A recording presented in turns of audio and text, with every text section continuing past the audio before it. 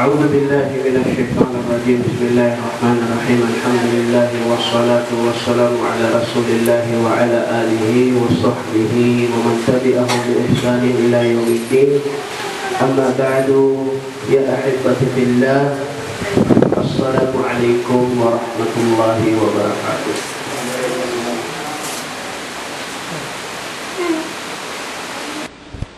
Ang papuri, pasasalamat, pagpapala, pagbabalik loob ay kay Allah subhanahu wa ta'ala, ang siyang tunay at tanging nag-iisang Diyos. At naway ang kanyang pagpapala, kapayapaan ay mapasa ating mahal na Propeta Muhammad sallallahu alaihi wasallam. Ako'y sumasaksi na walang ibang Diyos na dapat sambahin maliban kay Allah, at ako'y sumasaksi na si Muhammad sallallahu alaihi wasallam ay kanyang propeta at huling sugo. Muli sa lahat ng kapatid, Assalamualaikum warahmatullahi wabarakatuh.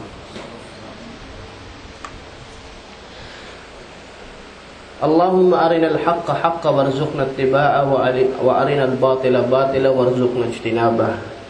Allahumma 'allimna 'ilman nafi'an. Allahumma rabbana zidna 'ilman. O Allah, gawin po ninyo ang pagtitipon na ito na maging dahilan upang kami ay matuto sa iyong pananampalataya, makita ang katotohanan, upang ito ay masunod, makita ang kamalian, upang ito ay maiwasan.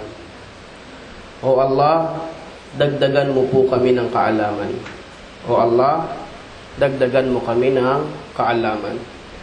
Mga kapatid, napakabiyayang umaga nito sapagkat tayo ay mula sa nakakagawian nating gawain tuwing umaga ng Sabado ay pinagpalit natin yon upang magtipon-tipon para magkaroon ng kaalaman. Biyayaan at gantimpalaan nawa tayo ni Allah subhanahu wa ta'ala sa pagsisikap na ito. Amin ya Allah. Sinubukan nating maimbita si Ustad Nadir, Dr. Nadir Ebi mula sa Qatar. Subalit hindi siya, ang sabi ng brother si Ibrahim Khalaf, siya ay pwede. Pero kung tutusin ngayon ay alas 3 ng madaling araw sa kanila, so baka nahirapan yung sheikh natin dahil sa schedule niya. Sapagkat kahapon ay araw ng Biyernes. Si Brother Wain ay sa Kamarin tumutuloy. So hindi ganun sa kanya kadali ang pagpunta rito at hindi niya kabisado yung pagkukommute. Saka alangan sa kanya sumakay ng jeep, di ba? Laki, tapos yung ilong. Kaya gusto niya may kasama siya. So mahirap din para sa kanya, pero nagsabi siya na kung makakahabol ay hahabol. So as usual, ang kaharap po ninyo ay ang inyong lingkod, ay ni Omar. At si Ustad Mujahid maya-maya siguro magbigay din ng lecture para sa ating lahat. Medyo special kasi maganda yung paksa natin. Maganda ang ating topic. Kaya hinihiling ko na talinuhan natin ang pakikinig, maging emotionally involved. Sabi ng brother natin, pag nakakakita ka daw ng father and son na naglalaro, na sisiyahan ka. Kahit lalo yung anak mo malaki na, hindi mo na makarga, o kaya hindi pa magkaanak, o kaya nawalay sa anak. At nakakakita kang mag-ama na kinakarga niya yung anak niya, hinahagis niyang ganyan at tuwan-tuwa sila naglalaro. Sapat na yung larawan na yon, picture na yon, makapagpangiti sa'yo, di ba? Sasaya ka, nakikita mo sila. Pero iba yung involvement. Hindi ka kasali doon pero masaya ka. Hindi ka kasali pero masaya ka kasi nakikita mo yung picture. Parang ganun din. Pag may nabalitaan ka sa affair ng Islam at mga Muslim na good news, natutuwa ka.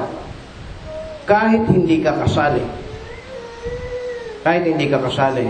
Kaya ang tanong natin, paano pa kaya kung ikaw mismo yung tatay na nakikipaglaro sa kanyang anak? Mas masaya ka. Di ba?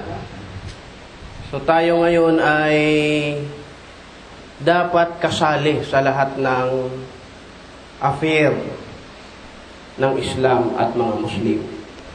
So pag hindi tayo kasali sa affair ng Islam at mga Muslim, para tayong nahihiwalay sa katawan. Samantalang sinabi ng Propeta Muhammad sallallahu alaihi wasallam, kajasadil wahid, para daw tayong isang katawan. Pero pang isang hadis, sabi ng Propeta sallallahu alaihi wasallam, pag sinasabi niya to, al-mu'min lil-mu'min kalbunyan, yashudduhum ba'duhum ba'da. At gumaganto siya. Yashudduhum ba'duhum ba'da. Yan, gantong-ganto yung pagkakasabi sa hadis. At itinataas niya yung kamay niya at pinagdidikit niya yung kanyang mga daliri. Pinagsasalubong niya. Sa tuwing sinasabi yung hadis na yun, ginaganyan niya yun. Sa tuwing sinasabi to ng mga ulama sa lecture, ginaganon din nila yung kanilang kamay. Kasi the best magbigay ng pagpapaliwanag ang Propeta sallallahu alaihi wasallam eh. Kung ganun to pinaliwanag ng Prophet Muhammad sallallahu alaihi wasallam, sa tuwing babanggitin mo yung hadis, ganon mo din yung kamay mo. Al-mu'min, ang Muslim sa Muslim ay parang gusali. Yashudduhum ba'duhum ba'da. Ay nagsusuportahan sila sa bawat isa. Nagtutulungan sila sa bawat isa. Imagine, ma-apply natin itong tunay na katuruan ito ng Propeta Muhammad sallallahu alaihi wasallam. Tunay na ito ay malaking tulong para sa atin. No? Tunay na ito ay malaking tulong para sa atin. Meron akong paksa patungkol sa Prophet Muhammad sallallahu alaihi wasallam. Si Ustad Mujahid pwedeng magdagdag mamaya patungkol sa hadis ng Propeta Muhammad sallallahu alaihi wasallam. Pero bago yan, meron akong question. Pero kailangan ko ng magandang pagpapaliwanag sa sasagot. At yung sasagot ay mananalo ng t-shirt. Ganyan. I love my prophet. Price. Premyo. Question, ha? Kung kayo ay matandaing sa lecture, masasagot niya ito ng maganda. Pero kung hindi, baka mahirapan kayo. Ako na lang ang judge. Hanggang 3 lang ang pwedeng sumagot. Unang 3 magtataas ng kamay. Okay? Okay lang? Tanong sa mga Kristiyano, ay hindi pala. Tanong, question. Ano ang dapat unahin?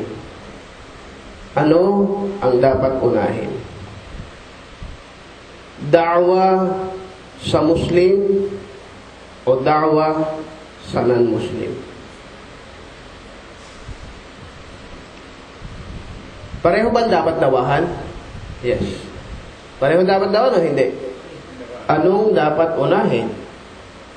Da'wa sa Muslim o da'wa sa non-Muslim? Ya Allah, bismillah. Puro small naman yata. Tama-tama, may size pa dyan. Bismillah. Sa sister, pwede rin.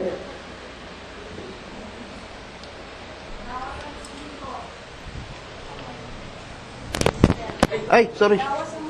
Sige po, makikinig kami. Da'wa sa Muslim po. Sige po, tuloy. Kasi, Marami pong naliligaw na Muslim ngayon. Saka marami po kasi na, meron po kasi akong nakita sa internet na may Muslim na nagbalik po ng Katoliko. Kaya yun po yung nasabi ko. Barakallahu fiik. Syukran. Salamat po. Syukran. Barakallahu fiik. Sino pa bago ko sumagot? Oh, si Ustad Jibril. Kabra. Ustad Jibril.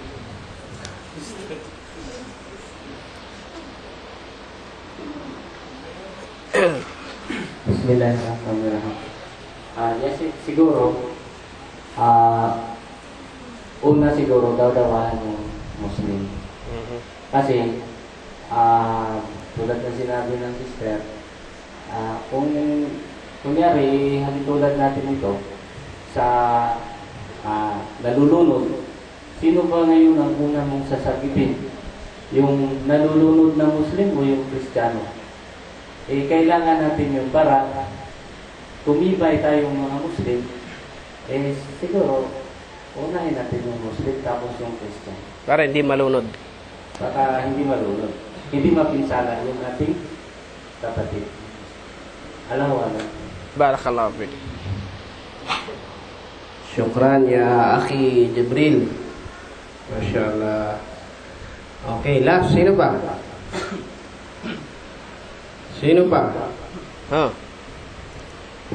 Sino pa kukuha ng mic?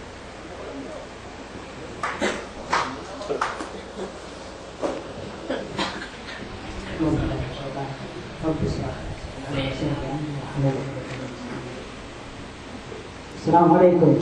Waalaikumsalam warahmatullah. Ang unang dadawaan dapat ang hindi Muslim. Kasi pagka nadawaan itong hindi Muslim at Muslim, at tinuruan mo ito, pwede itong makapagdawa doon sa Muslim. At kailangan sa pagkadawa, i-ano mo siya na turuan mo talaga siya bago mag-shahada. Hindi lang basta shahada. Hindi turuan mo siya na matuto.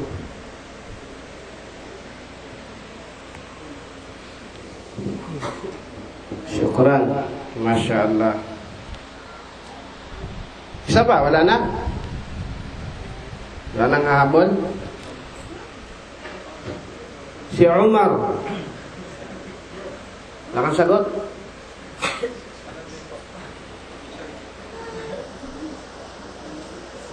Sige. Sa akin po, ngayon po na sinabi po ng dalawang kapatid po sa Muslim muna po. Muslim muna.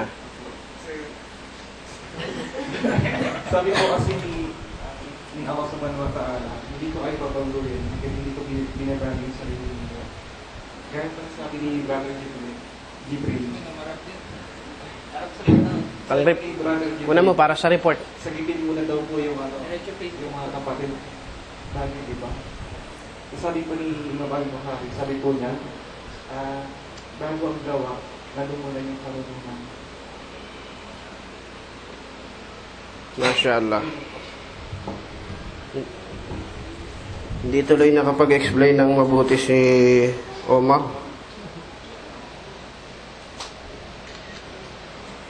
Okay. Syukran Syukran lakum. Barakallahu fikum. Interesting yung question na yun. Sino unang dapat dawahan? Muslim ba o non-Muslim? Di ba? Ikaw.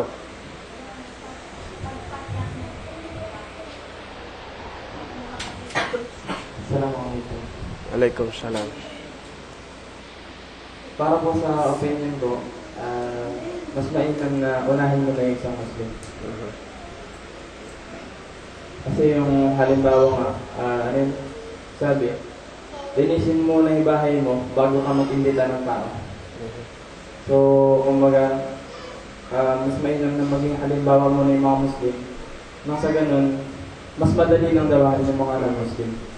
Kasi nagiging sakit din natin sa mga Muslim ngayon, kaya minsan, mahirap magdawa kasi maraming misconception na dulot ng mga Muslim. Diba? So, yan po yung para sa akin. Syukran. Jazakumullahu khairan. Alam nyo, to be honest, ang sagot ko, ang unang dapat dawahan ay Muslim. Sagot ko. Pero nung nabasa ko yung sagot ni Sheikh Uthaymin, iba. Rahimahullah. Ang sagot ko, ang unang dapat dawahan, Muslim. Bakit? Kasi, ang ibig sabihin ng dawa ayon kay Sheikh al-Islam Ibn Taymiyyah, al-amru bil ma'ruf wan nahyu 'anil munkar. Pag-uutos ng kabutihan at pagbabawal ng kasamaan. Kung ito ang definition ng dawa, ang dadawahan ko, unang-una ay Muslim. Pero hindi ko naisip na mas malaking mungkar ang shirk. Di ba? Na kung saan ito yung nagaganap sa non-Muslim. Nakuha niyo ko? Ang sagot ni Sheikh Uthaymin, rahimahullah, dapat pa rin unahin dawahan ang mga non-Muslim. Dahil sa taglay nilang shirk. At ito ang ginawa ng Propeta Muhammad sallallahu alaihi wasallam. Ngayon, bago ko makalimutan, yung binanggit ni sister na merong Muslim at bumalik sa pagka-Kristiyano, ang tawag dito, irtad. Nagmurtad siya, tumalikod. Mabigat na kasalanan ito. Ito ay mabigat na kasalanan. Ang hukom dito, al-istitab. Al-istitab, pag hindi siya nagtawba, obligahin sa kanya magtawba, magbalik loob, kausapin. Bumalik siya sa Islam.